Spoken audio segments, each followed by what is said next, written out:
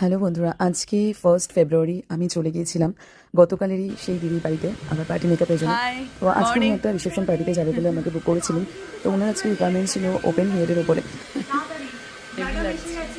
Heavy লাগছে দেখতে।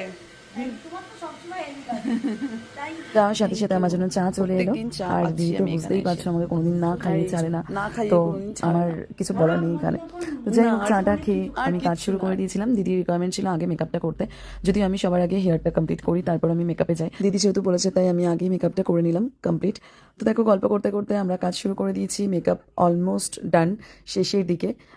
তো এরপরে আমি আই মেকআপের কিছু কাজ বাকি আছে, সেগুলো করছিলাম। দিদির চোখটা এত সুন্দর যে যাই মেকআপই করি চোখে এত সুন্দর বসে, এত সুন্দর মানায়। তো খুবই ভালো লাগছিল, তাই আমি দিদিকে বললাম যে আজকে একটু হেভি ল্যাশ পরাই। তো গতকাল লাইট ল্যাশ ছিল, আজকে সামান্য হেভি ল্যাশ ইউজ করেছিলাম আমি, যাতে দেখতে ভালো লাগে। তো সেটাই দিদির ভালো লাগছিল ল্যাশটা। তো ফাইনালি আমার আই মেকআপ ডান। এরপর আমি দিদিকে দেখিয়ে নিলাম যে ওনার ভালো লাগছে কিনা। তারপর আমি কিছু ফাইনাল টাচ আপ দেওয়ার ছিল, সেটা দেওয়ার পরে যে দিদির তো খুব পছন্দ হয়েছে, এক্সপ্রেশন দেখেই বোঝা যাচ্ছে। দেখো কত কিউট লাগছে না? তো তারপর আমার বাকি ছিল যে লিপস্টিক পরানো। আমি লিপস্টিকটা পরিয়ে দিলাম। বলাই বাহুল্য ওনাকে জিজ্ঞেস করার কোনো দরকারই নেই, কারণ আমি জানি দিদি নিউড ছাড়া কিছু পরবে না। তো আমি ওনাকে নিউড একটা লিপস্টিক পরিয়ে দিলাম, আর সাথে সিঁদুরটাও লাগিয়ে দিলাম। দেওয়ার পরে এবার আমি চলে যাচ্ছি হেয়ার স্টাইল করতে। তো ওনার যেহেতু ওপেন হেয়ারের ওপরে রিকোয়ারমেন্ট ছিল, তো আমি বলেছিলাম একটু এক্সটেনশন ইউজ করতে। তো তারপর ফাইনালি আমি দুরকম এক্সটেনশন নিয়ে গেছিলাম, একটা এক্সট্রা লার্জ আর একটা মিডিয়াম লেন্থের। তো প্রথমে আমি এক্সট্রা লার্জটা লাগিয়েছিলাম, তো দিদির ওটা ভালো লাগছিল না। দেন ওটাকে খুলে আমি আবার সেকেন্ড টাইম একটা শর্ট লেন্থের এক্সটেনশন ইউজ করা হয়েছিল। তো যদিও সেটা দিদির হেয়ারের সাথে ম্যাচও করেছিল আর ভালোও লাগছিল। তো এগুলো করার পরে আমি দিদিকে একটু জিজ্ঞেস করে নিলাম যে তোমার কেমন লাগছে, ঠিক আছে তো? ভালো লাগছে, দেখেও করে মেকআপের পরে আমি করলাম। অনেক দেখো সুন্দর, তো মিষ্টি লাগছে, খুব ভালো লাগছে। আর চুলটা কি দারুণ হয়েছে না, ফাটাফাটি।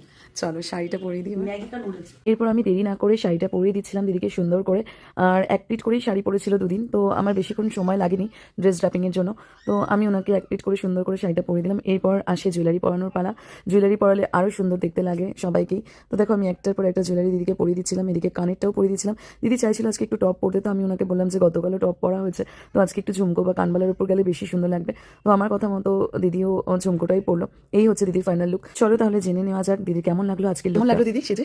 ভালো লাগছে মানে তোমরা দেখো, দেখে বলো। আমি কালকে সাজলাম, কি বললাম, বিশ্বকর্মার হাত। আর নতুন করে আমি কি বলবো, এবার থেকে ওকে 17 সেপ্টেম্বর কিন্তু সেলিব্রেট করা উচিত। আর একদম কি বলবো, সাবেকি বেনারসি। আমি বিয়েতে না বেনারসি পরিনি, সেই শখটা আমি আজকে 15 বছর পর মেটালাম। আর সেই সাজটা মানে কি বলবো, মানে ও পারফেক্টলি জানে আমার কোনটা পছন্দ। He is the best. আমি কি বলবো, এরপর আমার কিছু বলার নেই। একদম ওকে নিয়ে না সেকেন্ড কোনো থট নেই। যার বুক করার ইচ্ছা ওকে বুক করে দেবে, এদিক ওদিক দেখবে না, ওর মতো সাজাতে পারবে না। মানে এটা আমার কাছে তুমি